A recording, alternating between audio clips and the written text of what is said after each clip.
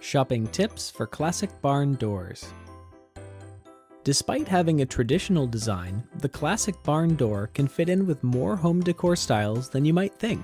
While the classic barn door is perfect for homes with a rustic style, it doesn't have to be a Z-style door made of reclaimed wood.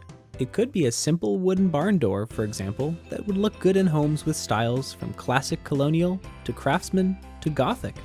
Because you have so many options when it comes to hardware, you can use the track to personalize the door to your style if you choose.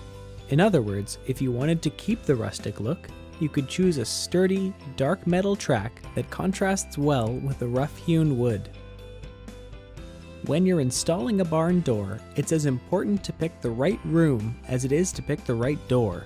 Barn doors can be easier to install than traditional doors, but they may not be right for all homes or all rooms. First of all, you'll need enough wall space for them to hang freely when the door space is open. That means not only having the space, but also giving up that space where you might have placed wall art or storage, among other things. Installing barn doors in spaces that need to be private or quiet is also not a good idea. Classic barn doors are meant to partition spaces, but they're not completely soundproof. They need space away from the door frame to hang and move. As you're shopping for barn doors, you might get the urge to make your own. After all, the classic barn door is just a rustic slab of wood. In addition, if you want something that's truly one of a kind, you can use reclaimed wood, actual barn wood for example.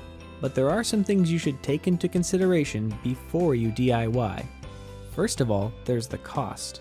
As barn doors have become more popular and more available, prices have dropped somewhat. Nevertheless, it can be cheaper to make the doors yourself, especially if you use cheap wood. But cost isn't the only thing you should consider.